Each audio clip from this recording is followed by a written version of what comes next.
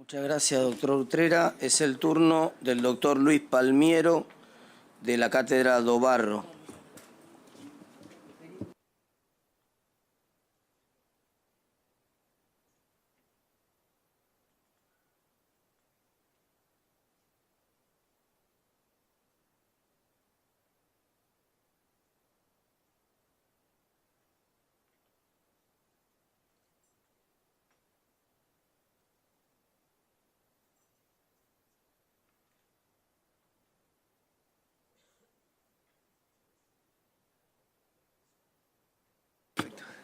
Bueno, buenos días a todos, a todas. Muchísimas gracias a la comisión por permitirnos a la cátedra de la doctora do Barro, de la carrera de Relaciones de Trabajo de la Facultad de Ciencias Sociales. Ella, por compromisos anteriores, no pudo estar, así que me pidió que la reemplazara y voy a tratar de hacer lo posible como para suplirla de mejor modo. Antes que nada, me gustaría establecer un poco el contexto de lo que estamos hablando, más allá de que los proyectos lo hacen.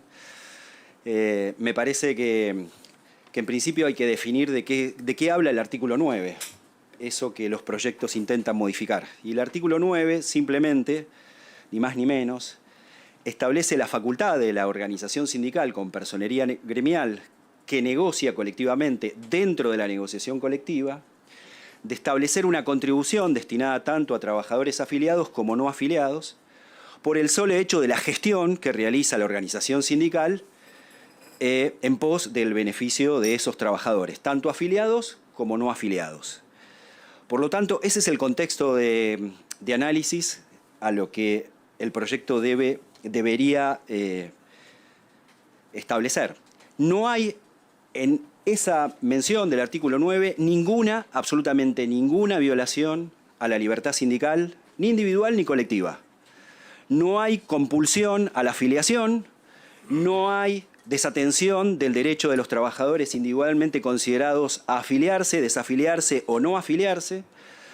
Lo que hay simplemente es el reconocimiento que hace la organización sindical por el esfuerzo de haber obtenido un beneficio en la negociación colectiva o a nivel salarial y que eso tenga impacto en la totalidad de los trabajadores por el efecto de la negociación colectiva erga omnes y que eso se traslada luego como gestión al beneficio de todos sus trabajadores y por lo tanto hacer de eso la posibilidad de que a su vez los trabajadores contribuyan con esa gestión que hace la organización sindical con personería gremial. Se hace en el ámbito de la negociación colectiva.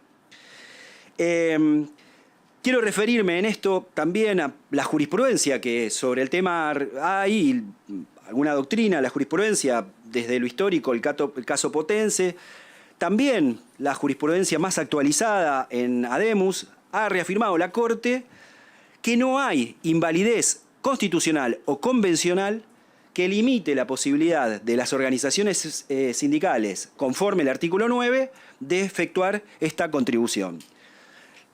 La profusa jurisprudencia de los tribunales inferiores de la Cámara Nacional de Apelaciones del Trabajo, que a propósito no son mafias, son jueces y juezas del trabajo que asumen una responsabilidad frente al conflicto laboral,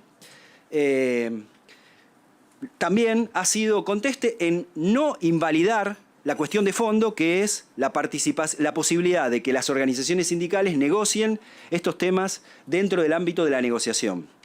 Pero si esto no fuera poco, además la doctrina, y ya no digamos solamente la que piensa la perspectiva del derecho del trabajo desde la defensa de los trabajadores, sino posiciones más restrictivas, han abordado el tema del artículo 9 sin establecer la invalidez de ese artículo, invalidez constitucional o convencional, sino que por el contrario lo han establecido generando una serie de restricciones, pero no desde su invalidez, sino desde la posibilidad de que ese artículo sea aplicable en un determinado contexto. Y cito algunos de los casos, tanto doctrinario y jurisprudencial.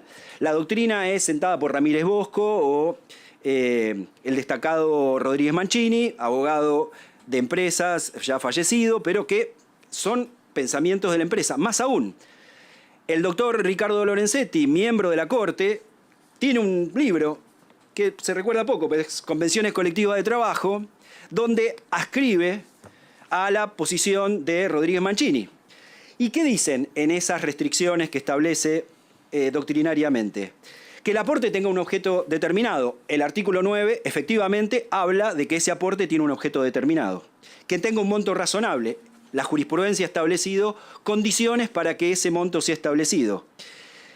Que por supuesto debe ser razonable. Y entre las condiciones de razonabilidad es que no iguale la cuota sindical, porque en ese caso, si iguala el monto de la cuota sindical, sí podría caerse en alguna afiliación compulsiva.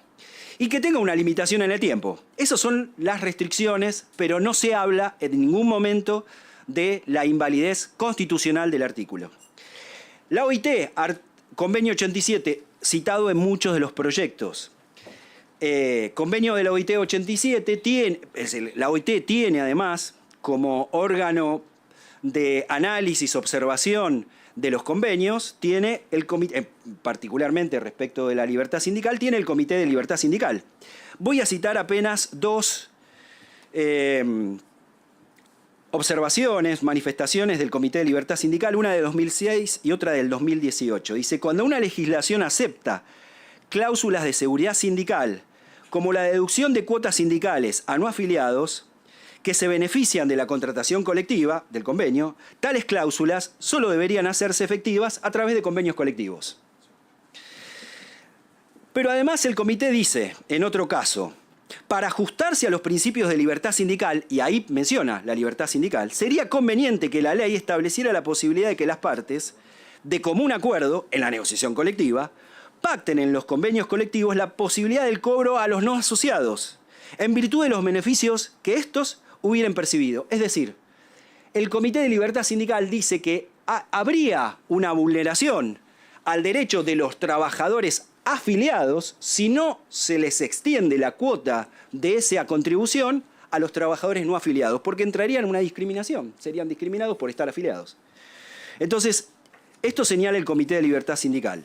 Hablé de jurisprudencia, hablo de lo que dice el artículo, el convenio 87, de la doctrina, y a mí me parece que acá hay que remarcar que no hay vulneración absoluta de la libertad sindical como señalan la mayor parte de los proyectos. Dicho sea de paso, los proyectos se encaminan a varios aspectos. Uno de ellos refiere a la eliminación absoluta de los aportes por parte de los trabajadores. ¿Cuál sería la razón? En otro se dice, no, solamente a los trabajadores no afiliados. Bueno, dentro del contexto donde está, se propone reformular el artículo, bueno. Y otro menciona como una serie de situaciones como ejemplo, mencionado en el artículo, como ejemplo de lo que no debería hacerse. Yo creo que si estas mismas regulaciones o intentos de regulaciones se la proyectan en proyectos que tienen que ver con organizaciones empresarias, ningún diputado firmante demoraría en aparecer 5 minutos en todos los canales y en todos los medios de comunicación diciendo eso es una restricción absoluta al derecho de propiedad. Sin embargo, respecto de la organización sindical, parece que eso está habilitado. Bueno, yo quiero reafirmar además que el derecho de libertad sindical no es un derecho solamente de ida respecto del trabajador individualmente considerado. No es el derecho de afiliarse y desafiliarse. No es solamente la mirada hacia la organización interna, su estructura, hacia cómo eligen a los delegados. Hay un proyecto que también establece limitaciones temporales. No es solamente la mirada sobre la democracia sindical, no es solamente, por supuesto que la auspiciamos como tal, no es solamente sobre el patrimonio de las organizaciones sindicales. La libertad sindical tiene dos ejes sustanciales sobre los que ningún proyecto habla y que me parece que es importante destacar. La negociación colectiva y la huelga. Son los pilares de la libertad sindical. los pilares de la libertad sindical no solamente están sobre la democracia, sino sobre la negociación colectiva y sobre el ejercicio del derecho de huelga. Que cuando se intenta regular, a propósito, se hace poniéndole topes a los niveles salariales en la negociación colectiva, eso es violación a la libertad sindical. O se lo hace en la restricción al derecho de huelga, limitándolo de algunas de las variadas formas, con protocolos a partir del Ministerio de Seguridad o con distintas formas de criminalización de la protesta. Allí hay una violación concreta a la libertad sindical, no en el artículo 9. Si quieren buscar violaciones a la libertad sindical, busquen en los protocolos que firmó Patricia Bullrich. Con lo cual, yo quiero ser en esto, no hay acá ni violación a la libertad sindical, no hay jurisprudencia que adhiera a estos textos, no hay doctrina que la aplique, salvo los límites que se establecieron y que mencioné hace un instante, pero ninguna de estas cuestiones está en debate en los proyectos. Por lo tanto, acá hay una decisión política, y la decisión política tiene antecedentes históricos, y los tenemos muy claramente y muy frescos. En esta misma comisión la presidió el compañero Saúl Ubaldini, hace muchos años ya. Fue quien promovió, se van a cumplir 42 años dentro de muy poco, el 27 de abril de 1979, el primer paro general a la dictadura cívico-militar. Ahí sí que había restricciones a la libertad. Sí, claro, por supuesto, presidente, ya redondeo. Allí había claramente restricciones a la libertad sindical. Sin embargo, las organizaciones sindicales se manifestaron de modo contundente. Quiero terminar leyendo un párrafo que tal vez los diputados puedan conocer. Dice, con estas normativas se mantiene la vigencia de las convenciones colectivas de trabajo, aunque se derogan y dejan sin efecto todas las cláusulas contenidas en ellas que significan privilegios generadores de excesos o distorsiones deteriorantes de las relaciones laborales o fueran lesivas para el equilibrio de las partes. Bueno, podría haber formado parte de algún proyecto, pero lo escribió José Alfredo Martínez de Hoz, Bases para la Argentina Moderna, 1976-1980. Muchísimas gracias. Muchas gracias, doctor. Tengo dos preguntas, el diputado Capozzi y el diputado Milman, en ese orden. Gracias, presidente. Con relación a la exposición que recién realizó el doctor, que decía que no había jurisprudencia en contrario, sin embargo, yo encontré por lo menos 3 fallos. Uno del 24 de febrero, de la Sala Quinta de la Cámara Nacional de Trabajo, vinculado con la UTA, donde no solo se cuestiona el monto de la retención, sino también que hay un conflicto entre la misma UTA y la Unión de Conductores de la República Argentina. También hay un fallo del juzgado 57, Ecker, y de la Cámara Nacional, Sala 7, Rastrillo con Gastón. Entonces, esto no es, creo, jurisprudencia pacífica, sino que hay cuestionamientos en este sentido y sobre todo este año. Muchas gracias. Diputado Milman. Gracias, presidente. Si me permite una breve consideración y una pregunta para el doctor. Me encanta el énfasis que le pone el doctor, digamos, me gusta discutir apasionadamente, por lo tanto no siento ninguna animadversión a esa posición. Lo que sí no trataría, digamos, yo por una cuestión de respeto, yo no opino por terceros, me gustaría que el doctor se rectificara respecto a lo que haríamos diputados o no lo haríamos, porque en todo caso lo hacemos nosotros y somos nosotros los que tenemos esa posibilidad. El doctor no tiene por qué conocer nuestra vida personal, nuestra vida laboral. En mi caso, cada vez que me tocó trabajar en relación de dependencia, he sido afiliado a un gremio, a distintos gremios, por lo tanto no me afecta, pero ¿qué vamos a hacer o no? Si vamos a la televisión, digamos, si quiere apostamos. Si quiere apostamos y jugamos, pero no me parece que sea el lugar. Y la pregunta es, usted hizo una alocución respecto de la constitucionalidad del artículo. Yo le preguntaba, porque obviamente lo que acá se discute es una voluntad política, porque el Congreso discute voluntades políticas, digamos, no. Es la casa de la política, así que no estamos discutiendo otra cosa que no sea política.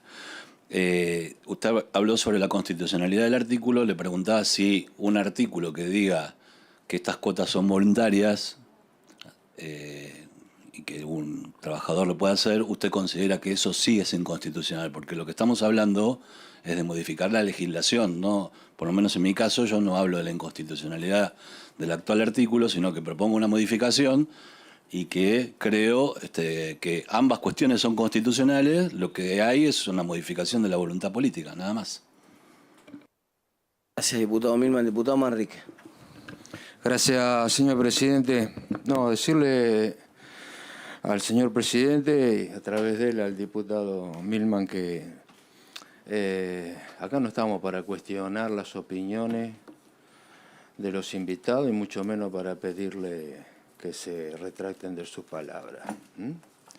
Obviamente cada uno tiene su forma de expresarse de acuerdo a lo que entiende y cree.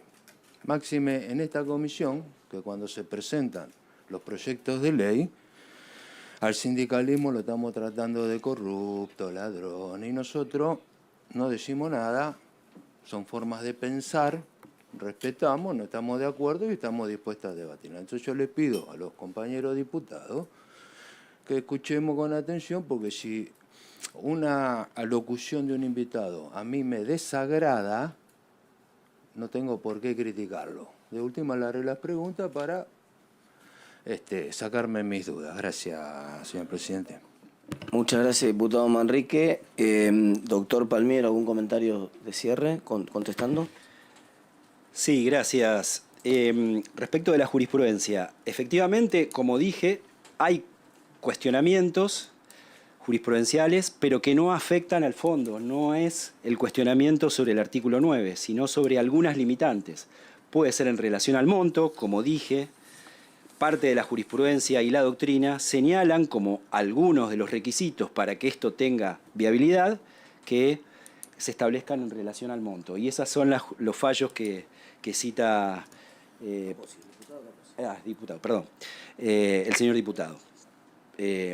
Respecto de las apreciaciones del diputado anterior, yo no me dedico a apostar, soy docente universitario hace 30 años. Así que no apuesto. Trabajo y pienso en relación a los derechos de los trabajadores hace 30 años también. Y la verdad que no me gustaría conocer su vida privada. Tal vez habría que pensarlo, que lo exponga en la justicia. Sí, claramente son cuestiones políticas. Son cuestiones políticas, claro. Y justamente es lo que vengo a decir, son cuestiones políticas, no son cuestiones que juzguen ningún rasgo académico, ni doctrinario, ni jurisprudencial. Justamente lo que se pretende con esta normativa es ni más ni menos que el debilitamiento de la organización sindical. Organización sindical y organización social, únicas con capacidad para ponerle freno a esta situación de miseria planificada que el gobierno nacional, el macrismo, el menemismo en su momento, la dictadura cívico-militar trajeron junto con el fondo. Gracias. Gracias, doctor.